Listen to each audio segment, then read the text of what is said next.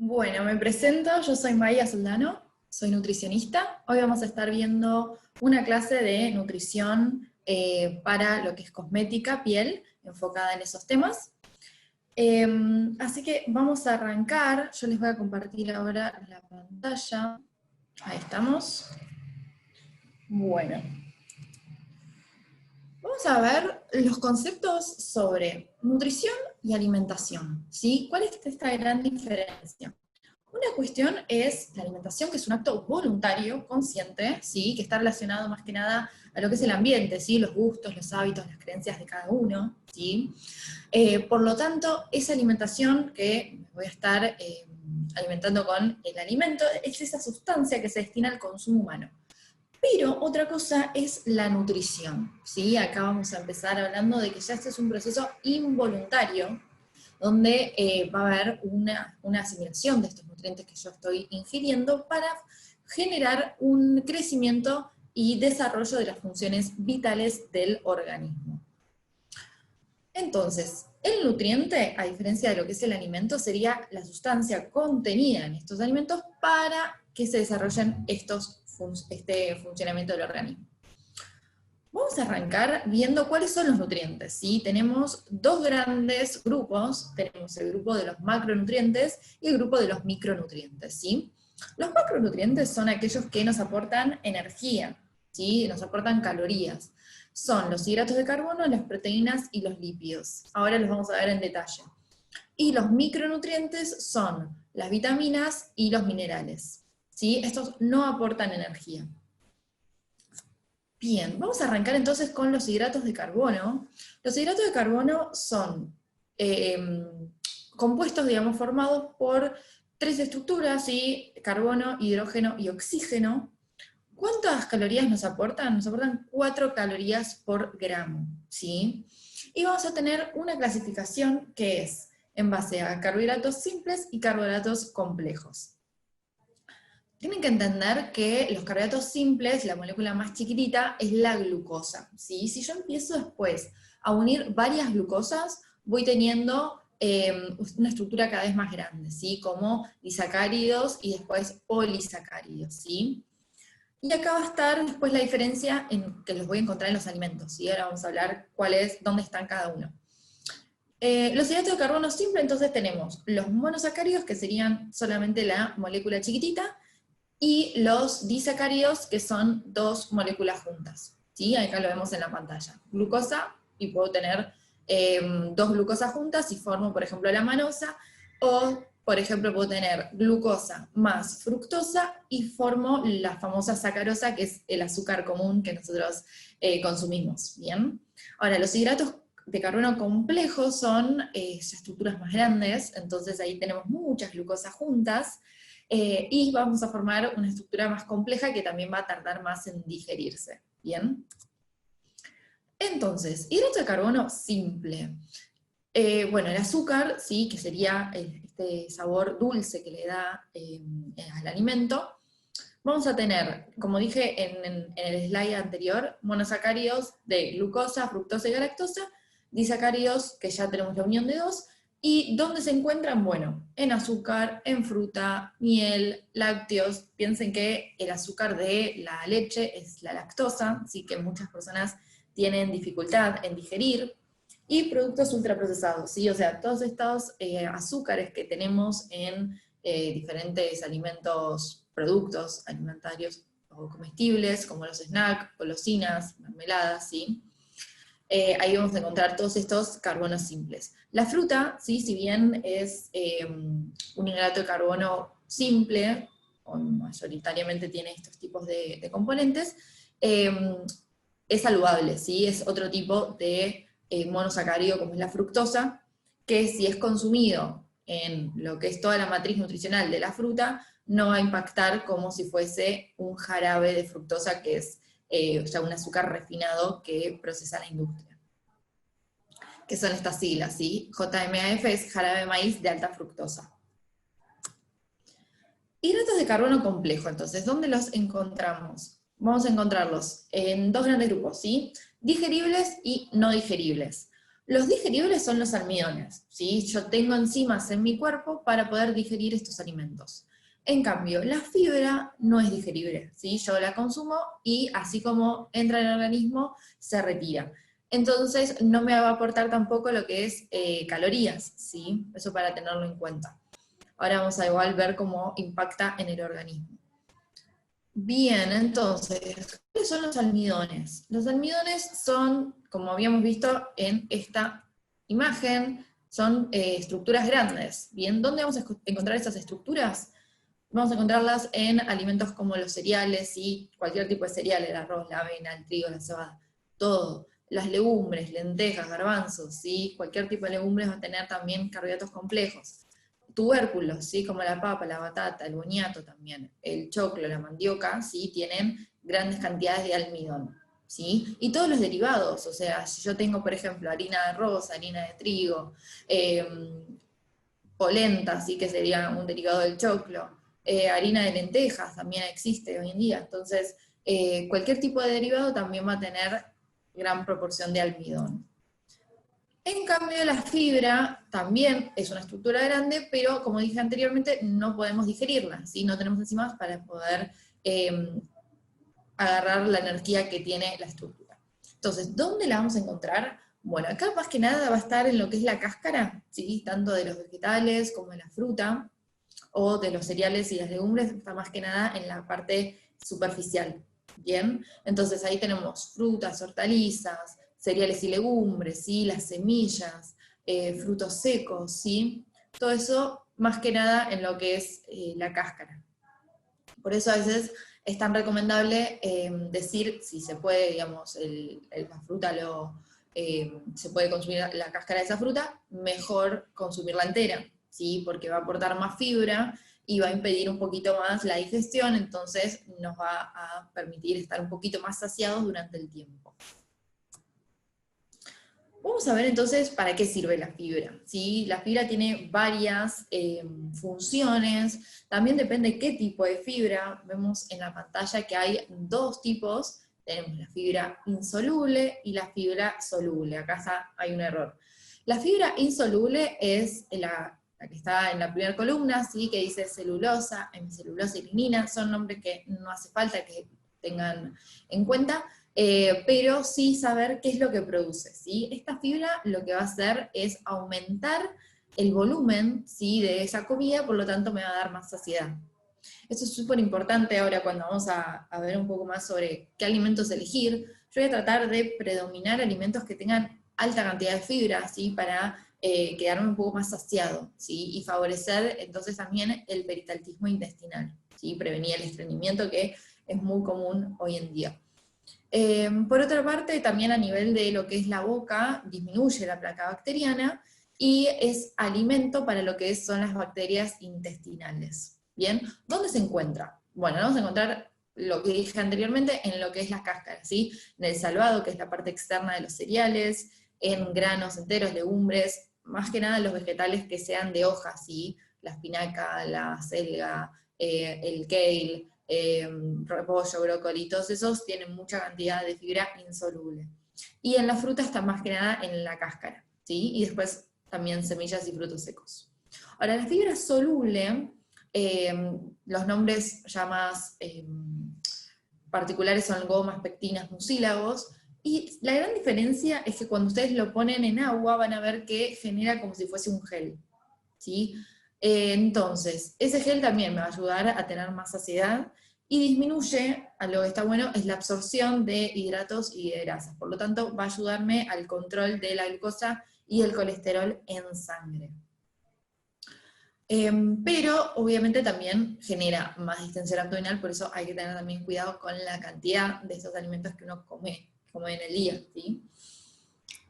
¿Dónde se encuentra? Bueno, tenemos la fibra soluble en la avena, en frutas, en pera, manzana, ¿sí? Todos esos alimentos, más que nada en lo que es el interior del alimento, y en algunas verduras como zanahorias, zapallitos, zucchini, ¿sí? Las semillas que tienen más cantidad de esta fibra es la chía y el lino. ¿Vieron cuando dejan chía y lino en agua, que forma como si fuese un gel?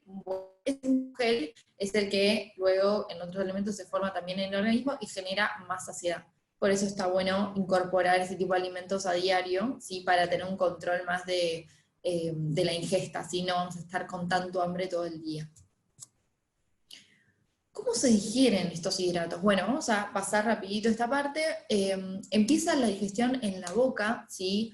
Ya tenemos una enzima en la boca que va a ayudarnos en la digestión, y también la masticación, ¿sí? Por eso a veces los nutricionistas somos tan ahí molestando con el tema de la masticación, porque es lo que nos va a permitir que se digiera completamente después, bien a lo largo del tracto digestivo, todos los nutrientes.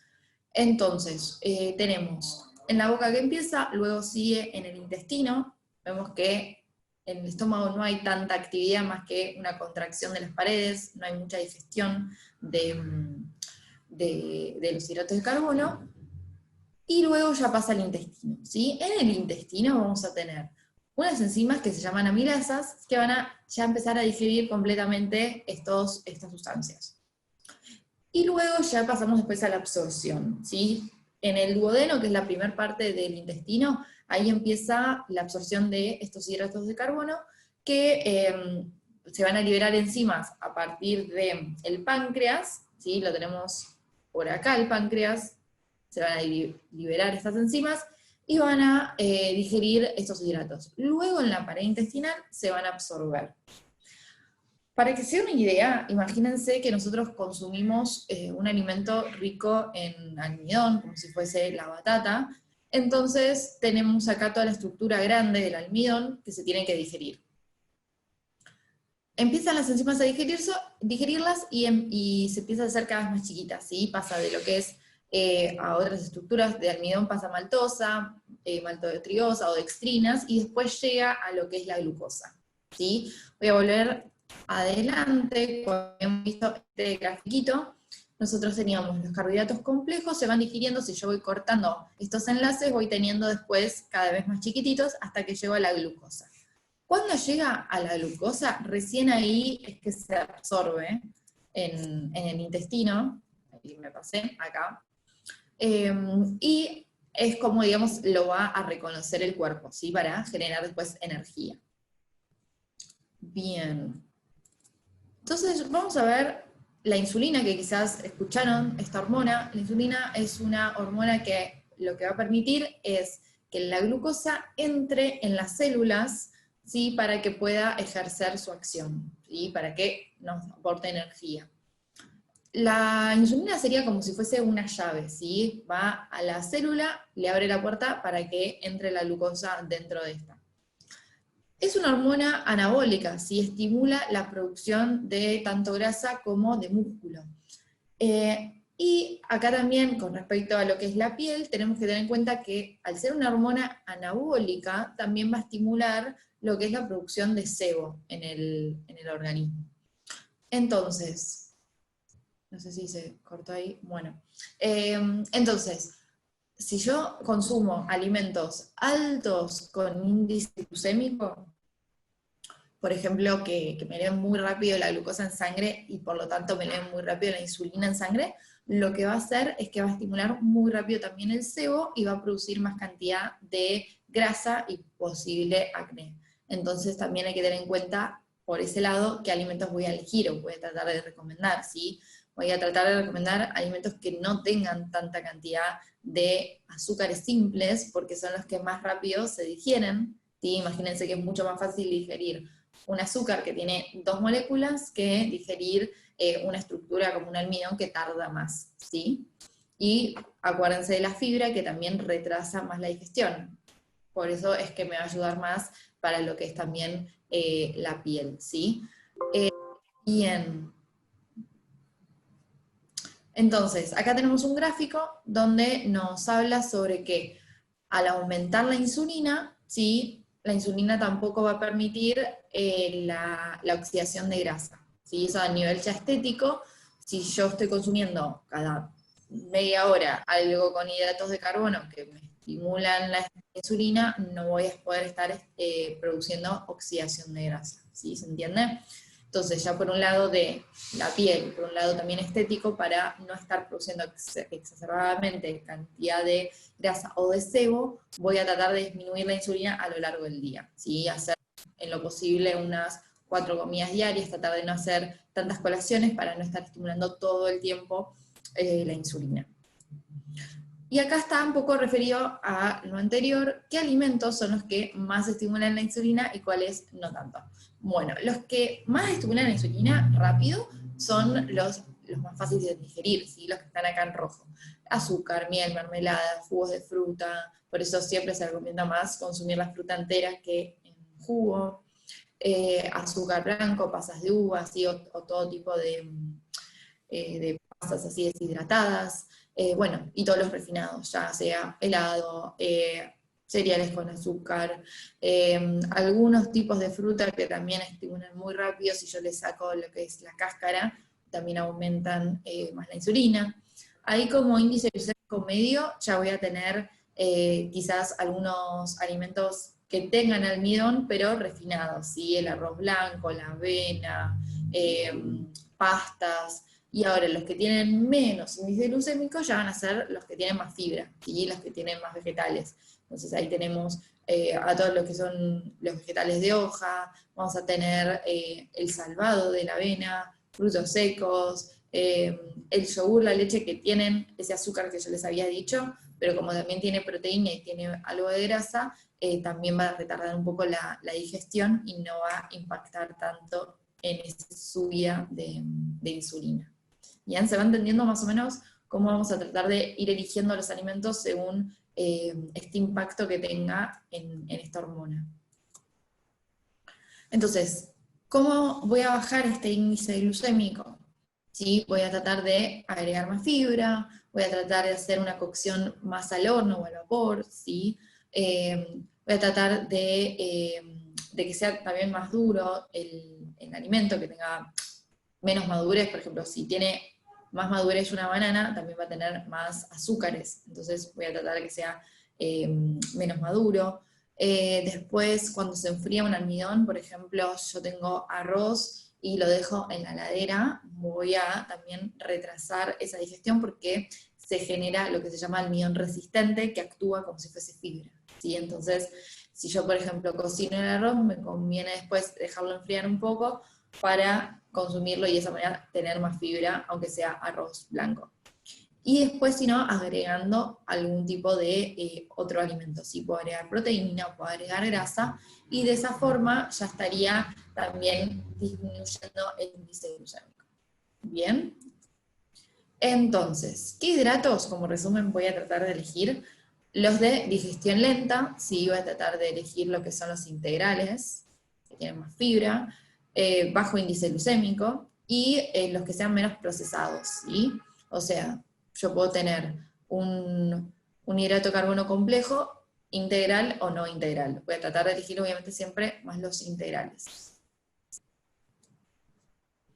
Bien, vamos a pasar entonces ahora a lo que es las proteínas, ¿sí? Las proteínas, al igual que los hidratos, tienen carbono, hidrógeno y oxígeno, pero se les suma también el nitrógeno.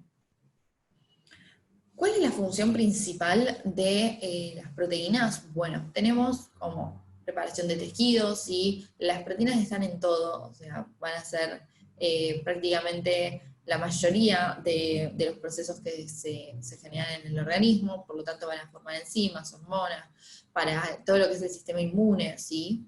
Entonces, ahora en detalle los vamos a ir viendo, pero son fundamentales.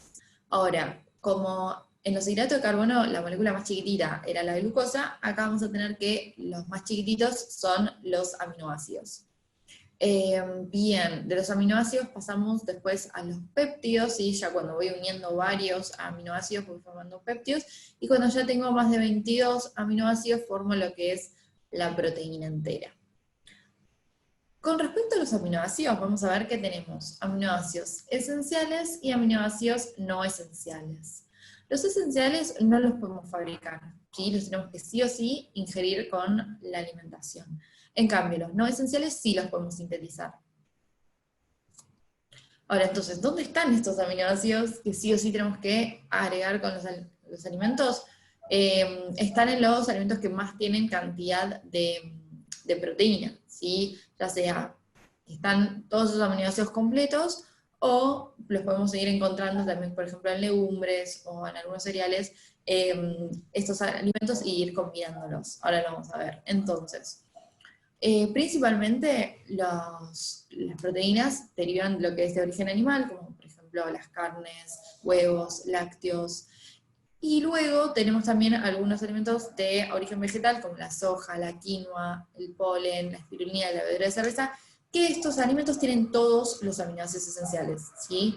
Cuando yo los consumo ya tienen todos. En cambio, hay algunos alimentos que tienen proteínas incompletas, ¿sí? En vez de tener todos estos aminoácidos esenciales, les falta quizás uno o dos para llegar a la cantidad necesaria. Pero eso no quiere decir que sean malos alimentos, sino que hay que combinarlos y tratar de agregar lo que es legumbres más cereales para llegar a este complemento proteico. Bien. ¿Cómo se digieren las proteínas entonces? Bueno, también arranca en lo que es la boca, vamos a tener la masticación, y luego ya pasamos al estómago, ¿sí? ¿Se acuerdan que en los hidratos de carbono no había mucha digestión en lo que es el estómago, más que una contracción? Pero ahora sí, en las proteínas vamos a tener que se libera una enzima que se llama pepsina y va a empezar a digerir las proteínas, ¿sí? Sumado también al ácido clorhídrico. Por eso es fundamental tener buena cantidad de ácido y un estómago que funcione correctamente para empezar a digerir bien las proteínas, ¿sí? Cuando ya llega a cierto tamaño, pasa a lo que es el intestino y ahí empieza a digerirse con lo que se llaman las enzimas proteolíticas, ¿sí? Como pasaba al igual que con los hidratos de carbono, una vez que se digiere, se absorbe, ¿sí? Pasa por las vellosidades del intestino y luego, cuando es absorbido, llega, digamos, a lo que es el hígado. Pero a diferencia de lo que es los hidratos de carbono, no se acumulan, ¿sí? Es como que hay lo que se llama un pool de aminoácidos, donde, dependiendo de la función que se necesite hacer, van a ir a cubrir determinada función, ¿sí? Imagínense que se necesita cubrir, por ejemplo, la formación de hormonas, bueno, va esos aminoácidos a cumplir esa función. Pero no pasa como los hidratos de carbono, que si ya no tienen que cumplir ninguna función, se termina almacenando, ¿sí? Los hidratos de carbono pasan de lo que es la glucosa, ¿sí? Se almacena primero en el hígado y en los músculos, y luego, si supera ese almacenamiento, empieza a acumularse en forma también de grasa. Con las proteínas no pasa eso, no hay posibilidad de formar de proteína a grasa, pero sí puede pasarse que si me falta cubrir hidrato de carbono, puedo convertir aminoácidos en glucosa y generar glucosa desde ese medio. Bien, vamos a pasar entonces a las funciones de las proteínas, como había dicho antes. Tiene principalmente función estructural, ¿sí? O sea, todo lo que es músculos, todas las estructuras del cuerpo, la piel, el pelo, son proteínas, entonces tenemos que consumir la cantidad necesaria. Después, todo lo que es la función de defensa, anticuerpos, las sustancias que ayudan a aumentar el sistema inmune, ¿sí? Función de transporte también, la famosa hemoglobina, que es una proteína, ¿sí? Entonces también por ese lado necesitamos proteína. Y también por el lado de la función de regulación, ¿sí? O sea, las hormonas, las enzimas, otro tipo de moléculas también son altas en proteínas. Bien, pasamos entonces a los lípidos, ¿sí? Los lípidos ya tenemos moléculas que son orgánicas con diferentes estructuras, ¿sí? Tenemos el glicerol, el ácido graso monoinsaturado, los poliinsaturados, ¿sí? Ahora vamos a ir viendo cada uno. Se componen por lo que se llaman ácidos grasos, ¿sí? Que es como también la molécula como más chiquita, y aportan 9 calorías por gramo. Repasando los otros macronutrientes que teníamos, los hidratos de carbono, que también aportaban 4, las proteínas aportan 4, y los lípidos ya tenemos que aportan más del doble, ¿sí? 9 calorías. Ahora, según si es sólido o líquido a temperatura ambiente, vamos a ver que es se denomina grasa o se denomina aceite, ¿sí? Aceites son líquidos y grasas son sólidas. Bueno, ¿qué es la diferencia entre esto de saturados o insaturados? Esto quizás ya lo escucharon alguna vez. Bueno, los ácidos grasos saturados, justamente si vemos la molécula, tienen todos los hidrógenos unidos a un carbono, ¿sí? Está saturado de hidrógenos, por eso es que le pusieron ese nombre. En cambio, si vemos la molécula de insaturado, vemos que un hidrógeno, bueno, justamente tiene una insaturación. Dependiendo de qué cantidad de insaturaciones tenga, vamos a tener monoinsaturados que tienen solamente una, o poliinsaturados que tienen más de una. Vamos a arrancar con los monoinsaturados. Los que tienen solamente entonces una se les denomina omega 9, ¿sí? Que es los que más están en lo que es aceite de oliva, aceituna, palta, ahora los vamos a ver bien. Y los poliinsaturados que tenemos el omega 3 y el omega 6, ¿sí? Esos ácidos grasos son esenciales, al igual que pasaba con los aminoácidos, ¿se acuerdan que había esenciales? Bueno, acá igual, son esenciales y sí o sí hay que incorporarlos con la alimentación. Bien, entonces, ¿cómo se digieren los lípidos? También arranca en lo que es la boca, la masticación, pasa después por lo que es el intestino, con las lipasas, van a empezar a digerir estos lípidos, lo mismo que pasaba con los otros macronutrientes, pero en la absorción, acá la diferencia es que, como la grasa con el agua no se lleva bien, necesitan que se secrete la famosa bilis, ¿sí? Esta sustancia de color verde que se produce en el hígado y que se almacena en lo que es la vesícula biliar. Acá la tenemos en esta gráfica. Acá se produciría en el hígado, pasa a la vesícula, y cuando llega algún alimento que tiene grasa, se libera, ¿sí? Se libera y eso va a ayudar a que se digieran esas grasas. Bien. Y luego ya sí es absorbido por el intestino. Funciones que tengan los lípidos. Bueno, función energética principalmente.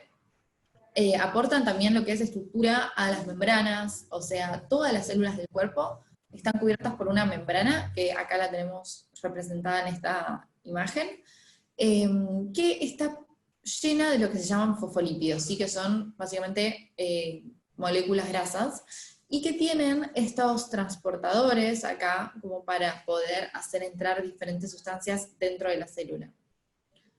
Ahora, toda esta capa, ¿sí? Se llama bicapa lipídica, es justamente de grasa. O sea que si yo no tengo buena calidad de grasa, si yo no como nada de grasa en mi alimentación, no voy a tener buenas membranas celulares, ¿sí? A nivel de todo el organismo y también, obviamente, en la piel. Por eso es fundamental un buen aporte de grasas saludables para cubrir esta función de estructura de la membrana.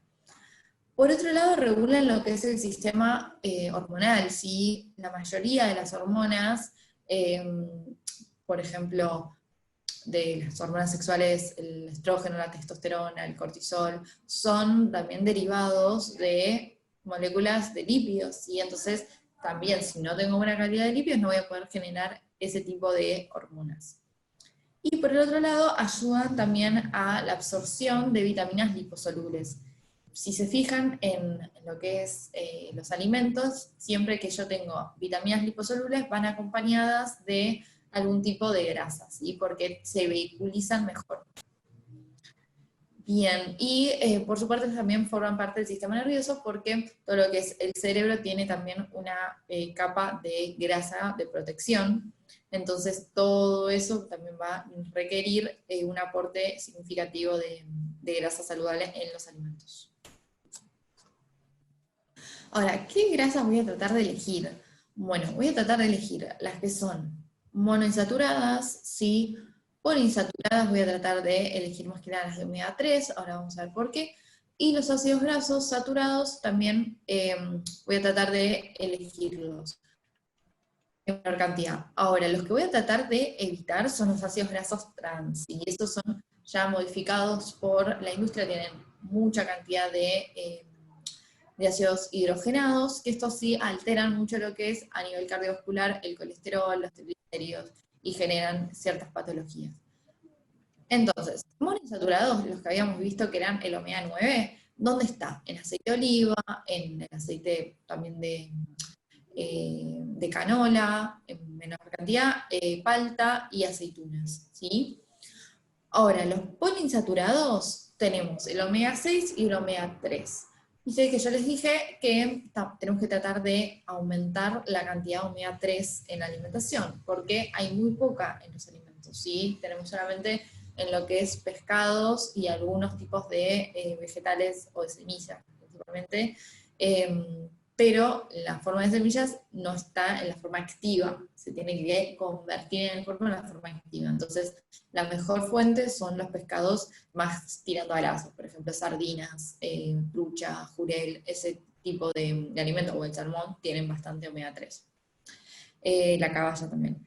En cambio, el omega 6 voy a tratar de obtenerlo de lo que es las semillas, ¿sí? Las semillas de girasol, de las nueces, los frutos secos, almendras, ¿sí? Todo ese tipo de alimentos tiene también alta cantidad de omega 6. Ahora, si yo tengo un balance muy desequilibrado entre omega 6 y omega 3, que es lo que suele haber porque no hay mucho consumo de pescado, voy a terminar generando mayor inflamación en el cuerpo porque el omega 6 en exceso es proinflamatorio. Entonces, por eso es que voy a tratar de bajar. Esa inflamación, a lo que es también piel, me va a generar más brotes, ¿sí? Más, por ejemplo, más rosácea, más problemas de dermatitis. Por lo tanto, voy a tratar de disminuir más que nada los refinados de estos alimentos, ¿sí? Si yo tengo, no es lo mismo comer la semilla de girasol que el aceite de girasol que está ya más refinado. O cualquier tipo de aceite vegetal, como el de maíz, el de soja, el de canola, todos esos tienen también mucha cantidad de omega 6. Entonces voy a tratar de elegir en aceite un aceite de oliva para no generar este desbalance. ¿Bien? Ahora, ácidos grasos saturados, ya ahí tenemos, por ejemplo, los productos más que nada derivados del gen animal, ¿sí? Las carnes, lácteos, todos los derivados de los lácteos, ¿sí? Crema, manteca, esos tienen ácidos grasos saturados. Y a nivel de origen vegetal tenemos el coco y la palma, que también tienen ácidos grasos saturados. Antes se creía que estos tipos de ácidos eran perjudiciales para la salud, que aumentaban mucho el colesterol y que había que eliminarlos. Hoy se sabe que no es así, que se los necesita también, que son saludables. El problema quizás sería ya un exceso o combinarlos con alimentos altos en azúcares que también van a alterar esa producción de colesterol, ¿sí? Y como ya dije, los ácidos grasos trans serían los que más hay que evitar, ¿sí? Que esos son los que se encuentran en casi todos los productos ultraprocesados. Entonces acá tenemos el corazón roto, que es lo que genera más problemas cardiovasculares. Cuando ya tenemos esta combinación de grasas con alto en carbohidrato, como es las facturas, medialunas, las picadas, así que tienen papas fritas con toda la cantidad de grasa, o como es este tipo de hamburguesas con mucha cantidad también de frituras. Ese tipo de alimentos son los que perjudican el corazón. Bien, bueno, hasta acá ya pasamos entonces por los 3 principales macronutrientes, y ahora vamos a ir a los micronutrientes, que son las vitaminas y los minerales. Bueno, las vitaminas, bueno, recuerden que lo que es vitaminas y minerales no aportan energía. Entonces, igual ya lo separo, nuestros precios de, que yo le subí un touch de la espátula 6000. Igual, a ver, tenemos espátula, tenemos los rollers, quedan algunos cepillitos de silicona, pero no mucho, y nada más, no tenemos nada más. Debo decir, y que conste en actas, que, Patri, te tendrías que sentir orgullosa. Ahí va. Bien, entonces vamos a seguir con lo que es las vitaminas. Las vitaminas, recuerden que no aportan entonces energía y son imprescindibles en todos los procesos metabólicos. ¿Sí? Ahora, las vitaminas no las podemos producir, ¿bien? O sea que sí o sí las tenemos que estar incorporando con los alimentos. Lo que tenemos que tener en cuenta es que las vitaminas tienen cierto pH o temperatura, o se alteran con la luz o con la conservación, entonces hay que poner foco cómo se conservan estos alimentos.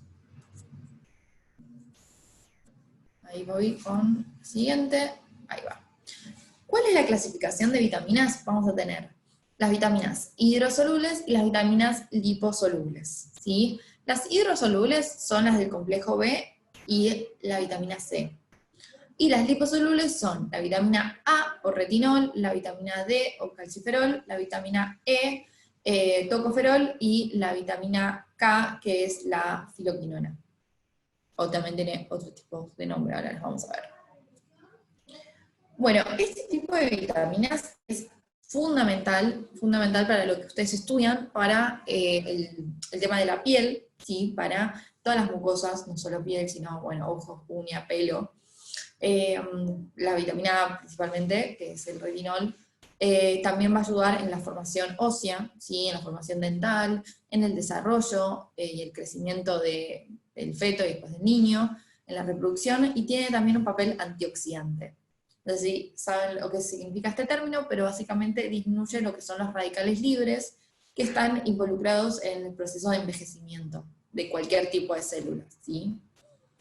¿Dónde vamos a encontrar la vitamina A? Bueno, recuerden que todo este tipo de vitaminas se almacena en el hígado, ¿sí? Entonces, si yo también consumo hígado de animales, voy a estar obteniendo alta cantidad de vitamina A.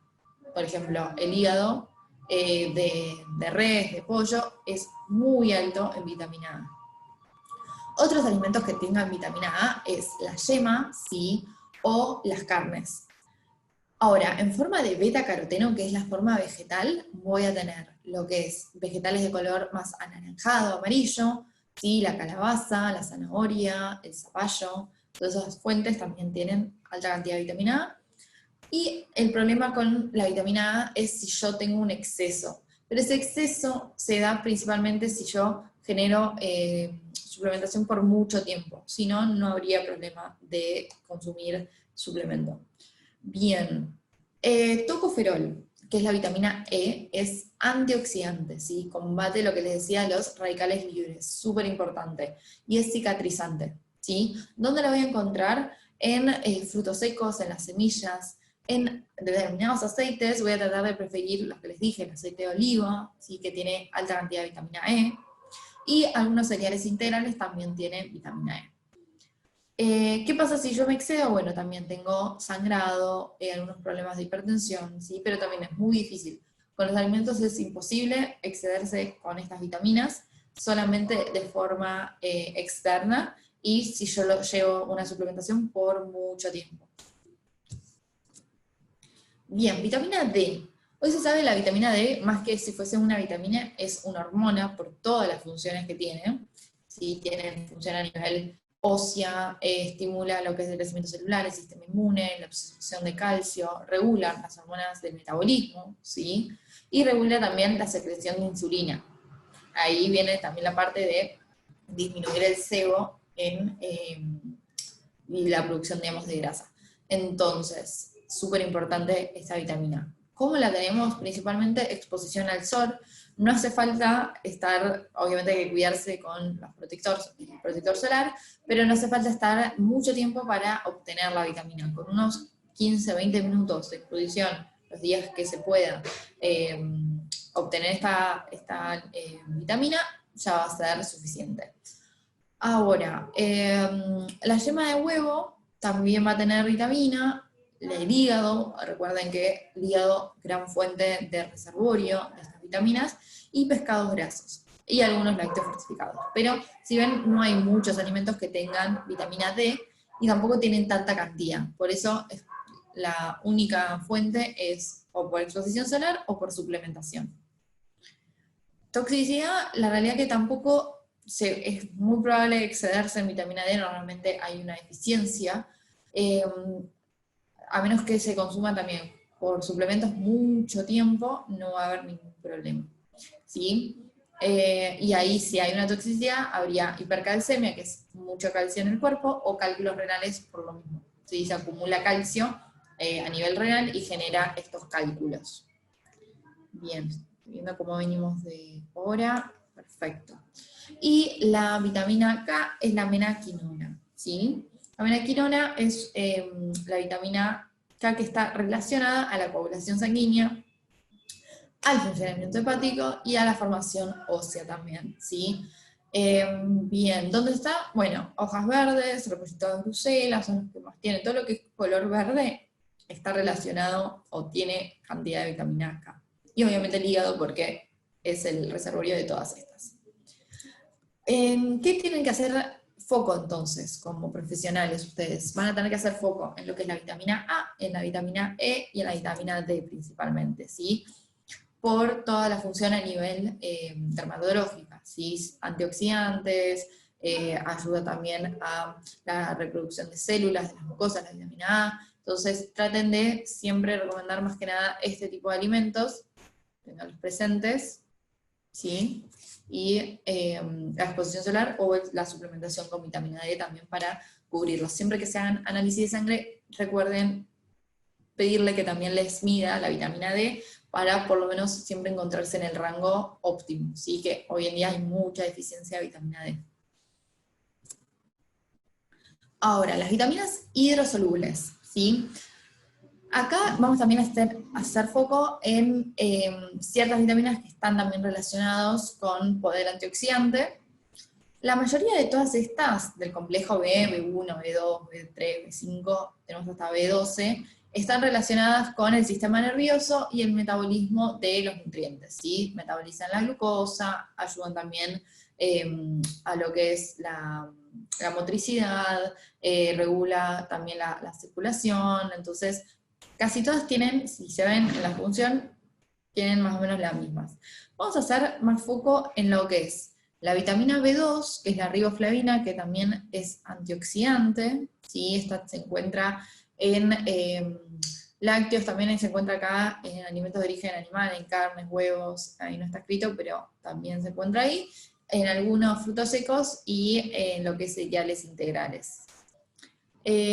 Después, lo que es la vitamina B3, que es la niacina, también mantiene la piel en estado saludable y mejora la circulación, así que esta también téngala en cuenta. También se encuentra en carnes, en algunos tipos de cereales, y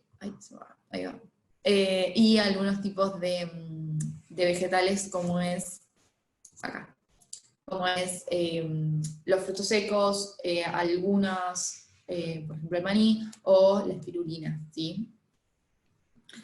Bien, la B5 también fundamental, es el ácido pantoténico para lo que es cicatrización y estabilidad de lo que son las mucosas y la salud dermatológica, y también va a estar encontrándose en carnes, huevos y algunos cereales como el germen de trigo y la avena. Bien. Después vamos a hacer foco en lo que es la biotina, que es la vitamina B8, que está relacionada con el cuidado de la piel y el pelo, ¿sí? También se encuentra en más que nada origen animal, carnes y huevos, hígado, que es un gran reservorio, y de origen vegetal tenemos levadura de cerveza, en la banana y en la avena, principalmente. Bien. Después, los otros también obviamente son importantes, pero quizás no tengan tanto efecto a nivel dermatológico. La vitamina B12, lo que hay que tener en cuenta es que si es suplementada de forma externa, puede generar también ciertas condiciones a nivel de acné. Sí, eso es bastante común, y se ve mucho en lo que es personas o vegetarianas o veganas que se suplementan con esta vitamina, que hay que hacerlo, pero muchas tienen esta reacción que genera problemas de acné. Eso para tenerlo en cuenta. Si no, simplemente con el consumo de carnes, huevos, levadura de cerveza, acá está mal, no tiene, ni las algas no tienen B12, eso hay que corregirlo, solamente está en origen animal, ¿sí? Bueno, y acá pasamos a la otra vitamina del complejo hidrosoluble, que es la vitamina C.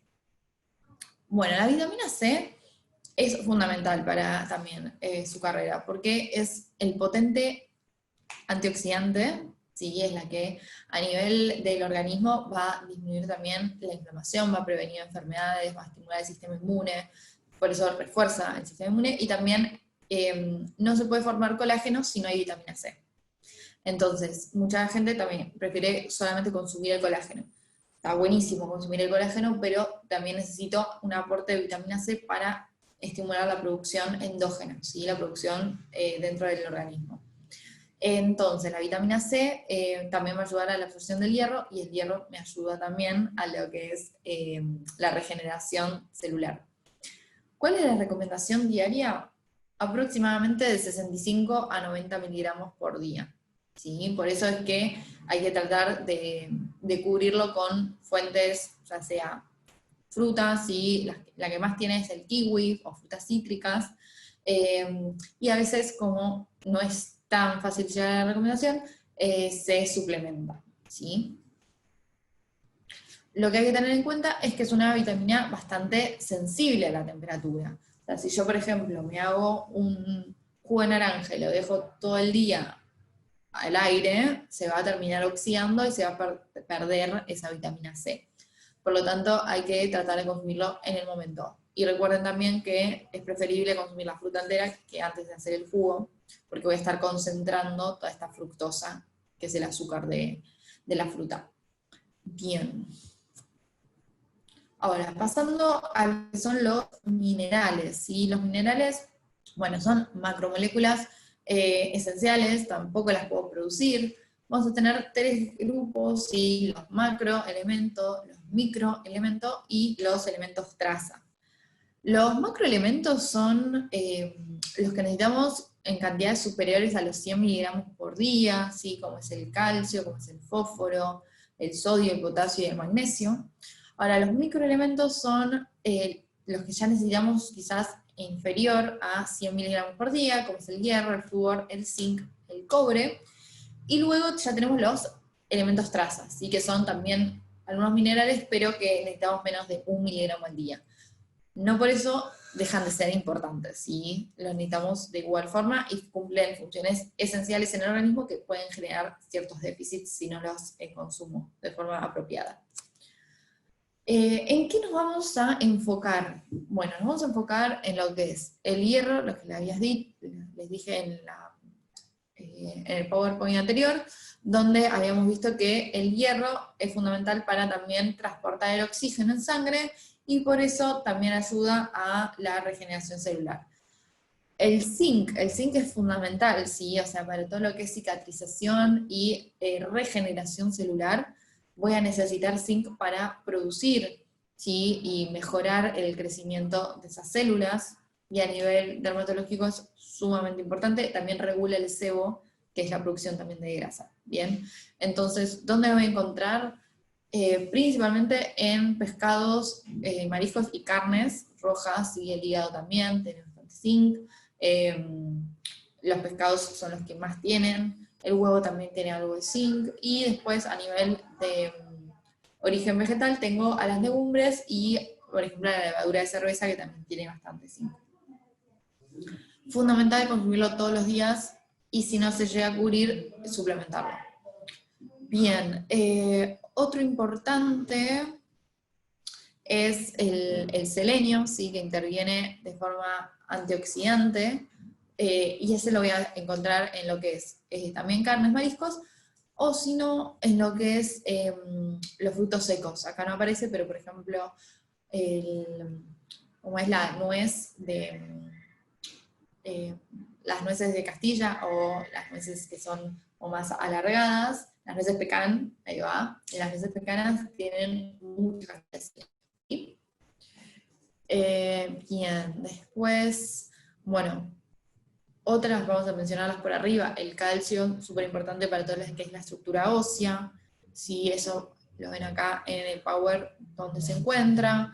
El yodo es sumamente importante para la regulación del metabolismo, ¿sí? Para el crecimiento y el desarrollo. Así que ahí también hay que tener en cuenta consumir pescados, o la sal que hoy en día se consume ya está iodada, entonces no habría mucho problema. Bien. El agua, entonces. El agua acá también es otro factor que muchas veces se olvida de consumirlo, pero es fundamental, fundamental para todos los procesos, y vean que transporta nutrientes, es la base de la saliva, previene la constipación, ¿sí? Recuerden que la materia fecal es una vía de eliminación de toxinas, entonces si yo tengo constipación o no suelo eliminar estos residuos, después genero complicaciones a nivel sistémico en el cuerpo. Bien, ayuda también a eliminar desechos a través del intestino, del riñón, de la sudoración, del pulmón, ¿sí? Con el aire también voy eliminando toxinas. Y lubrica, ¿sí? Es un lubricante de articulaciones, de los ojos, de diferentes mucosas, ¿sí? Y por último, regula la temperatura, ¿sí? Para mantenernos en un rango estable, necesita también el consumo de agua. ¿Cuánto se recomienda? La realidad que es muy personal, según también la época del año. Los días que hace más calor perdemos también más agua por sudoración, entonces hay que cubrirlo en mayor cantidad, pero aproximadamente por cada mililitro de agua se requiere 1 caloría. Entonces, si yo necesito 2000 calorías, serían 2000 mililitros, ¿sí? 2 litros de agua. Por eso la recomendación es así. Pero si yo, por ejemplo, soy una persona que gasto 3000 calorías diarias porque hago mucho ejercicio, y ahí necesitaría más, tirando unos 3 litros, ¿sí? Puedo consumir un poquito más, unos 3 litros y medio, como para cubrir esos aportes y las funciones que necesito también de más. Entonces vamos a iniciarlos a lo que sería una alimentación saludable, ¿sí? Que algunos tips que pueden llegar a tener para ustedes o para recomendar. Recuerden que no pueden generar planes de alimentación, pero sí está bueno saber ciertas bases para tener en cuenta con sus posibles clientes. Bien, alimentación saludable, entonces, es aquella que cubre todos los nutrientes, ¿sí? Según las actividades físicas diarias, según la persona, ¿sí? Según el sexo, la talla, el peso de cada quien, en las diferentes etapas de la vida, ¿sí?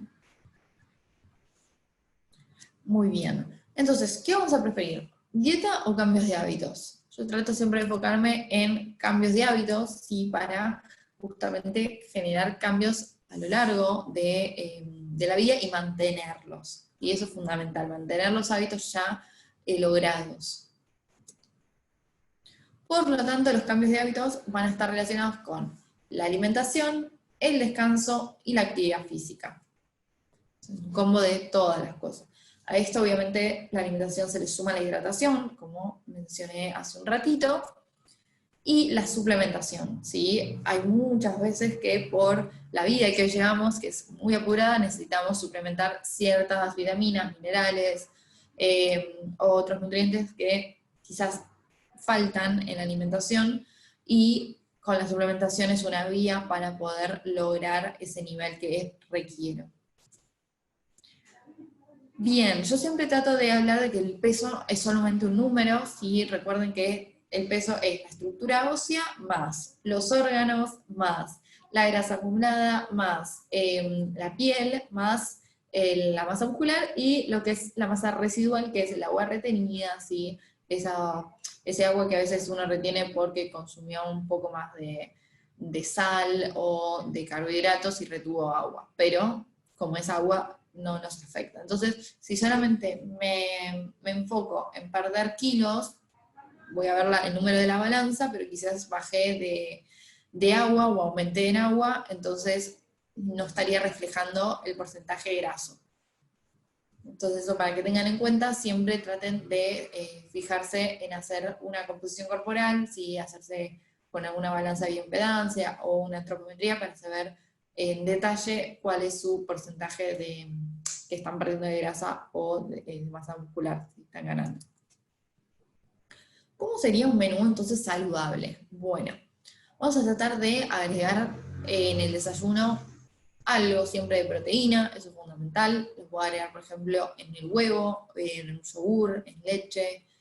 Puedo también hacer un desayuno salado y hasta ponerle algún tipo de carne, o si no como carnes, puedo agregar un poco más de frutos secos o de semillas que tienen más proteínas, o quizás también agregar la avena también tiene más proteína que otro tipo de cereales. Entonces poder hacer, por ejemplo, unos panquequitos de avena con huevo y banana, y ahí estaría agregando también la fruta. Un almuerzo, tanto el almuerzo como la cena, siempre voy a tratar de que tenga algo de proteína. ¿Sí? Recuerden los aminoácidos esenciales. La proteína es la base de todo el organismo, entonces tiene que estar presente en todas las comidas, ¿sí? Tanto desayuno, almuerzo, merienda y cena. Siempre algo de proteína tiene que haber. Yo si hago un desayuno, por ejemplo, solamente de fruta, sería muy pobre en proteína, ¿sí? Entonces voy a tratar de siempre agregar alguna cosa extra. Entonces el almuerzo puede ser, por ejemplo, un pollo con unas batatas al horno, una ensalada, entonces ahí tendría también la parte de vegetales y de carbohidratos saludables, como es la batata.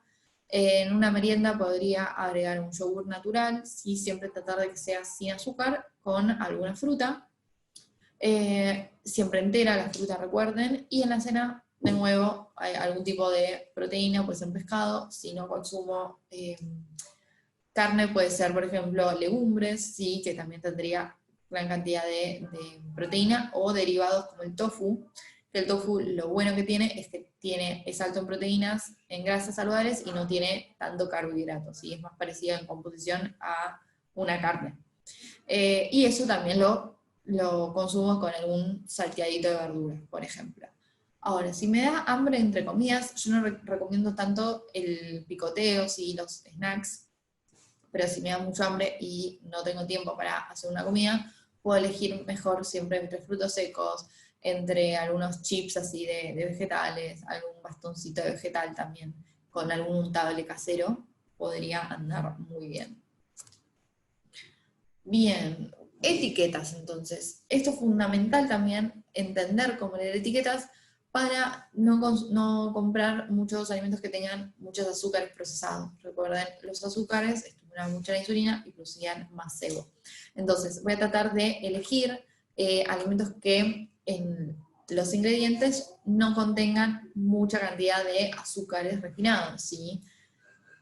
Ahí voy a siempre leer la etiqueta que diga ingredientes, los ingredientes se ordenan de mayor a menor, entonces el ingrediente que más tiene al principio es lo que voy a tratar de ver qué es lo que más presenta para ver si se trata de un alimento saludable o no. Lo que es grasas y sodio voy a tratar de no excederme, que no tenga mucha cantidad en ese producto, pero no me quiero enfocar tanto en lo que es las calorías, ¿sí? No hay que volverse loco con las calorías, sino elegir más que nada un alimento de buena calidad. Y ya llegando al final, vamos viendo los nutracosméticos. ¿Qué son los nutracosméticos? Son, o lo que es la twin cosmética, es cosmética con un suplemento, ¿sí? Tratar de potenciar los beneficios que tiene la cosmética tradicional aumentando con un suplemento. Bien, los suplementos tienen que entender que son de origen natural, o sea, ya sea animal, vegetal, mineral, ¿sí? Son provenientes, digamos, de la naturaleza, por lo tanto aportan beneficios para la salud, ¿sí? Y mejoran las funciones biológicas. ¿Cuáles son las características? Bueno, son productos de venta libre, no tienen ninguna interacción con los alimentos en el tracto gastrointestinal, no tienen interacciones con medicamentos y son aptos para también otro tipo de patologías como diabetes o celiaquía, no hay problema en consumirlos, y se pueden consumir varios al mismo tiempo. Esto también es una pregunta a veces frecuente, si puedo consumir varios suplementos en el mismo momento. La respuesta es que sí. Y obviamente siempre consulten igualmente si tienen alguna patología más de base que quieran saber con el médico, pero normalmente no hay nunca ningún tipo de interacción, entonces no hay problema en consumirlos. Ahora, ¿dónde sí está contraindicado? Bueno, en algún tipo de alergia, en niños, sí, o en ancianos y en embarazadas, ¿sí? Siempre etapa de embarazo y lactancia, no es momento de suplementar de forma externa con cosas que no estén indicadas por un profesional.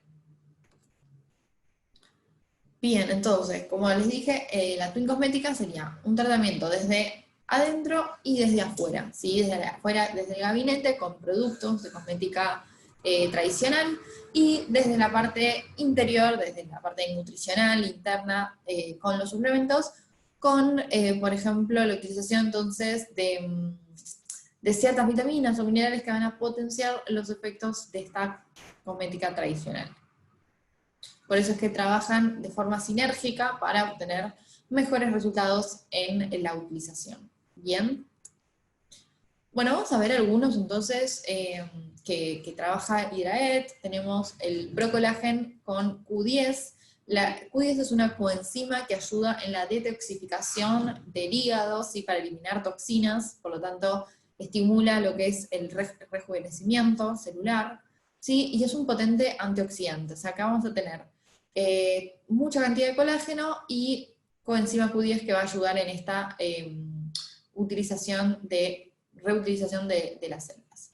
Bien, entonces, lo que va a ayudar es a reducir el aspecto de arrugas o de ciertas condiciones en la piel, entonces va a ayudar a potenciar el efecto antioxidante que tenemos en el organismo, ¿sí? Va a prevenir de forma prematura el envejecimiento, por lo tanto mejora la piel, el pelo y las uñas, y por eso se le dice que es como el suplemento para anti-age, ¿sí? ¿Cuánto tiene? Tiene 10 miligramos de Q10, 200 miligramos de colágeno y 8 miligramos de vitamina B3. Recuerden que la B3 es la niacina. Voy a volver rápido a las proteínas, perdón, acá, a las vitaminas. La B3 tenemos que es que ayuda a mantener la piel sana y mejorar la circulación, ¿sí? Recuerden que está en las carnes, pero si no llegan a cubrir bien la cantidad, se puede cubrir con el suplemento que viene con colágeno y Q10. Bien, acá está un poco la explicación de qué es la coenzima. Bueno, un poco lo que les dije, es antioxidante, disminuye entonces los radicales libres.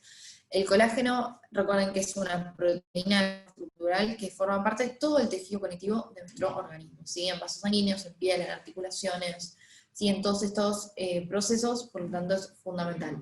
Y vitamina B3, lo que les dije recién sobre esta vitamina hidrosoluble.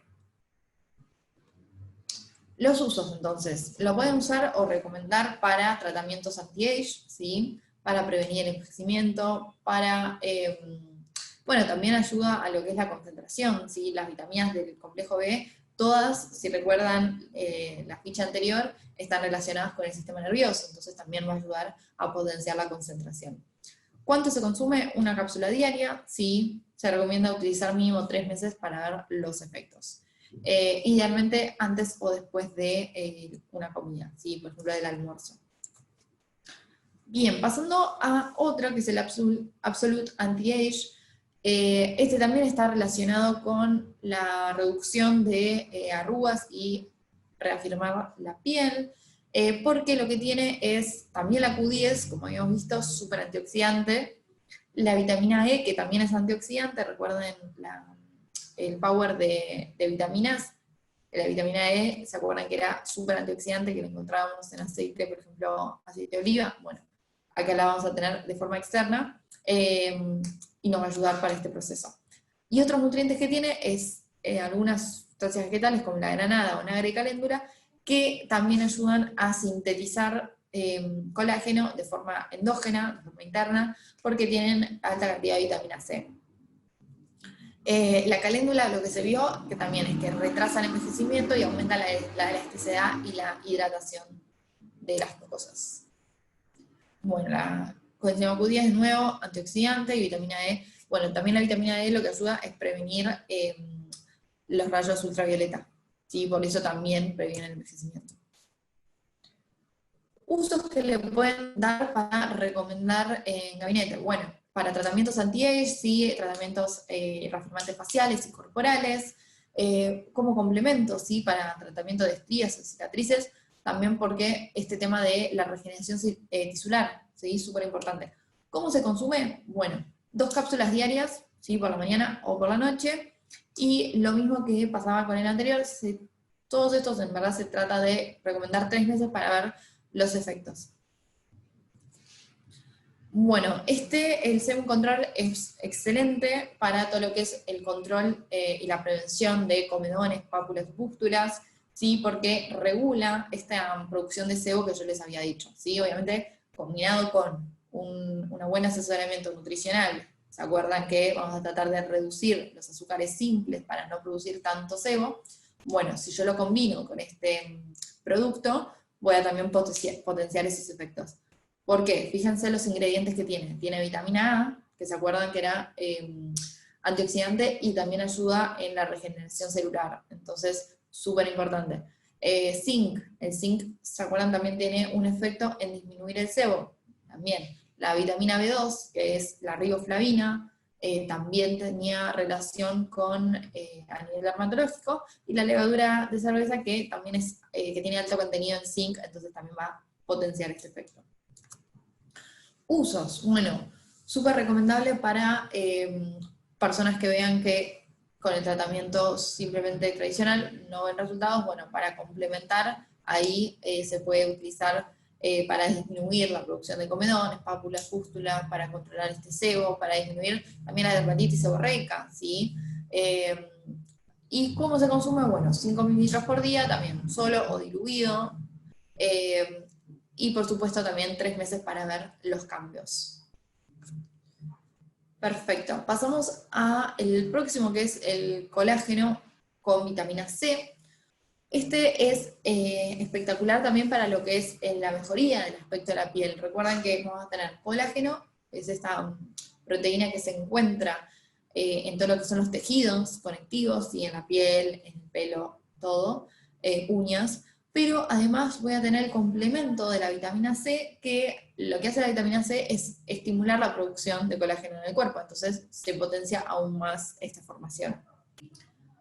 Bien, entonces, suplemento tiene 6.000 miligramos de colágeno y la dosis recomendada de vitamina C, que son 90 miligramos al día. No tiene azúcar, así que eso es excelente. Y bien, acá, lo mismo, se recomienda utilizar por lo menos 3 meses. Bien, entonces, ¿en quiénes lo voy a indicar? Lo voy a indicar como complemento de tratamiento también anti-age, reafirmantes, ¿sí? Facial o corporal, como complemento de tratamiento para estrías, para cicatrices, ¿sí? Donde se promueve esta regeneración tisular, y para uñas o cabello frágil. ¿Bien? ¿Cómo se utiliza? Bueno, se trata de disolver este sobre en un vaso de agua, ¿sí? O en una bebida extra, y revolverlo hasta disolverlo bien. ¿Sí? Se puede consumir entre 1 a 2 gramos, 2 sobres diarios, y también por 3 meses. Muy bien. Bueno, ahí ya habríamos finalizado. Bien, vamos a repasar entonces cuáles teníamos. De los suplementos teníamos el ProCollagen Q10, el Absolute Anti-Age, el Sebum Control, el colágeno con vitamina C, y esos son los que más voy a estar utilizando para lo que es el complemento junto con la cosmética tradicional. Bueno, espero que les haya gustado. Cualquier cosa me pueden consultar y nos estaremos viendo pronto.